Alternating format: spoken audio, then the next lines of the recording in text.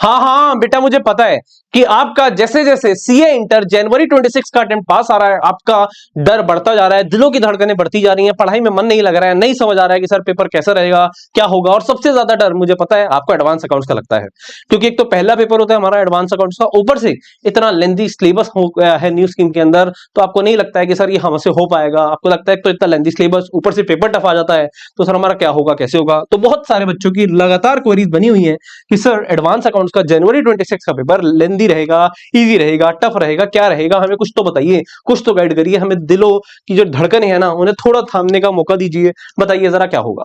तो बेटा आज के वीडियो के अंदर हम बात करने वाले हैं कि हमारा एडवांस अकाउंट्स पेपर कैसा रहने वाला है। तो पहले मैं आपसे दरख्वास्त करूंगा, वीडियो को लाइक कर दीजिए, शेयर कर दीजिए अपने दोस्तों के साथ जो भी जनवरी 26 में अटेम्प्ट देने वाले हैं। अब हमें पता है बच्चों पार्टी कि हमारा जो एडवांस अकाउंट्स का पेपर है वो 100 मार्क्स का होता है। कितने का होता है जी? सर 100 मार्क्स का होता है। 100 मार्क्स के जो पेपर है इसके अंदर 70 मार्क्स हमारा सब्जेक्टिव होता है और साथ ही साथ 30 मार्क्स का ऑब्जेक्टिव पेपर होता है। ठीक है जी। जब न्यू स्कीम के अंदर ही ऑब्जेक्टिव पेपर आपको अनाउंस किया गया था कि आपका 30 मार्क्स का एमसीक्यू रहेगा, तो सब बहुत खुश थे, इवन हम भी बहुत खुश थे कि चलो बच्चों के लिए जिंदगी थोड़ी आसान होगी। बट न्यू स्कीम के अंदर पहली बार जब पेपर हुआ तो तभी समझ आ गया कि भाई साहब it is not a boon, it is a bean for अस।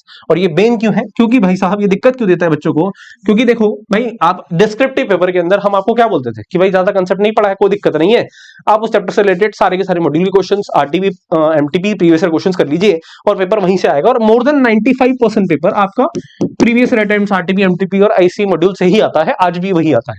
पर ये जो 30 मार्क्स का ऑब्जेक्टिव है ना, यहाँ पर आईसी आपके साथ खेलता है। कैसे खेलता है कि सर यहाँ पर जो केस स्टडीज है वो नई नई केस स्टडी डेवलप करेगा आपके लिए। ठीक है जी।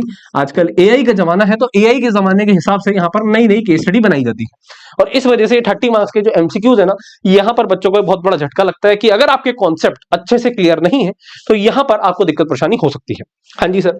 उसके बाद बात करें अगर सब्जेक्टिव पेपर की, तो भाई साहब पहले एक क्वेश्चन होता था पूरा का पूरा 20 मार्क्स का, ऐसे 6 क्वेश्चन होते थे जिसमें से हमें 5 अटेम्प्ट करने होते थे। फर्स्ट क्वेश्चन कंपलसरी होता था। अब बेटा ये 20 मार्क्स का क्वेश्चन घट के कितने का हो गया? 14 मार्क्स का हो गया है। और अब भी 6 क्वेश्चन है और 14 मार्क्स के आपको 5 क्वेश्चन करने होते हैं। तो अगर आप समझें, जो क्वेश्चन पहले 15 नंबर का होता था वही अब 10 नंबर का और 7 नंबर का पूछ लिया जाता है। ठीक है जी। तो पेपर कहीं ना कहीं न्यू स्कीम के अंदर हमारा एडवांस अकाउंट्स का ना हमेशा लेंदी ही रहा है। आसान तो नहीं रहा है, मैं नहीं कहूंगा। ठीक है जी। कभी भी आसान नहीं रहा है। देखो वैसे भी न्यू स्कीम के अंदर अगर कोई आप ये पूछ रहे हो ना सर पेपर इजी रहेगा या टफ रहेगा, तो ये क्वेश्चन ही गलत होना चाहिए, क्योंकि मैंने तो नहीं देखा है एडवांस अकाउंट्स का पेपर आज तक इजी आते हुए।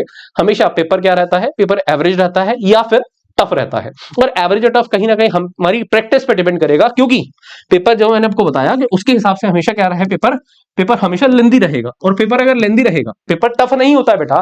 आपका जो कॉन्सेप्ट है ना, जो आपको टीचरों ने पढ़ाया है, चाहे किसी ने भी पढ़ाया हो, कॉन्सेप्ट उन्हीं से पेपर आता है। बट प्रॉब्लम इज 15 नंबर का क्वेश्चन 10 नंबर का कर दिया जाएगा, 10 नंबर का क्वेश्चन 4 नंबर का, 5 नंबर का कर दिया जाएगा, पेपर लेंदी हो जाएगा। और पेपर जब लेंदी होगा तो आप पूरा पेपर अटेम्प्ट नहीं कर पाओगे, और जब अटेम्प्ट नहीं कर पाओगे तो भाई साहब पेपर टफ ही लगेगा। और जब टाइम कम होता है तो भाई साहब आती हुई चीजें भी गलत होने लगती हैं। सीधी बात यही है। हाँ जी सर। तो सर क्या करें, कैसे करें? तो बेटा आपको हमने कुछ इंपॉर्टेंट टॉपिक्स दिए हुए हैं, अगर आप उनको डील करते हैं तो आपकी जिंदगी आसान है। इसके अलावा पेपर को कैसे अटेम्प्ट करना है ये भी हम बताने वाले हैं। हाँ जी।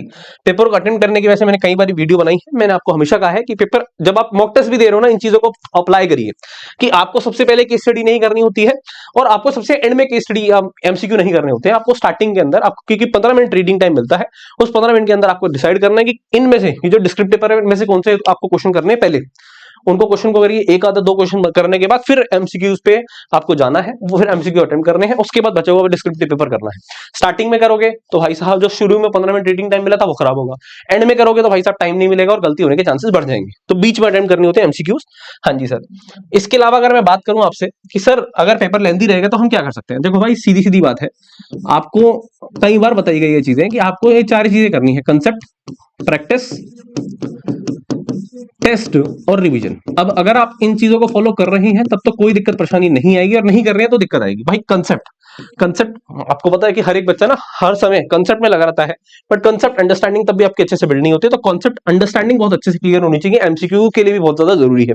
प्रैक्टिस के लिए आपको पता है हमारे पास आईसी मॉड्यूल है, आरटीपीज है, एमटीपीज है, प्रीवियस ईयर क्वेश्चंस है, इन्हीं पे हमें ध्यान देना है और कुछ नहीं।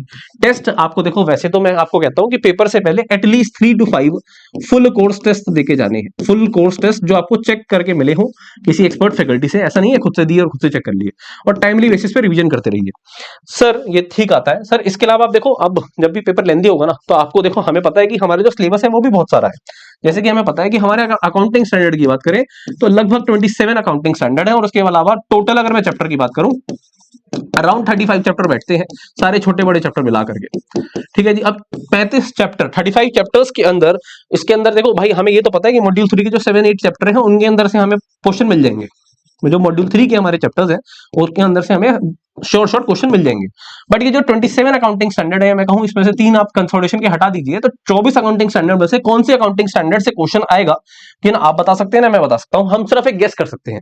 इंपॉर्टेंट अकाउंटिंग स्टैंडर्ड कर सकते हैं, तो इंपॉर्टेंट अकाउंटिंग स्टैंडर्ड्स करिए, मॉड्यूल 3 करिए। देखो अगर मैं मोस्ट इंपॉर्टेंट सिलेबस की बात करूं जो आपको रिवीजन के टाइम पे भी सबसे पहली प्रायोरिटी देनी है, वो होगा मॉड्यूल 3 प्लस कंसोलिडेशन, और उसके अलावा हमारे इंपॉर्टेंट अकाउंटिंग स्टैंडर्ड। और ये इंपॉर्टेंट अकाउंटिंग स्टैंडर्ड हमने इससे पहले वाली वीडियो में भी बताए थे, आप वो भी देख सकते हैं, या फिर हमारा बैच 75 हम उसका डिस्क्रिप्शन में लिंक दे देंगे। बैच 75 के अंदर भी वो इंपॉर्टेंट अकाउंटिंग स्टैंडर्ड हमको करनी है, सीधी सीधी बात है।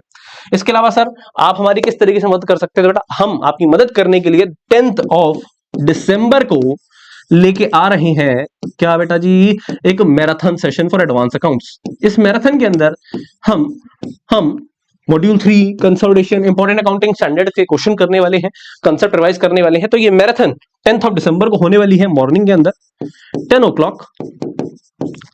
तो इस सेशन को जरूर अटेंड करिएगा, क्योंकि यहां पर जो मैं आपको सारी चीजें बता रहा हूं ना, इंपॉर्टेंट क्वेश्चंस, कंसेप्ट अंडरस्टैंडिंग, ये सारी चीजें हम फॉलो करेंगे।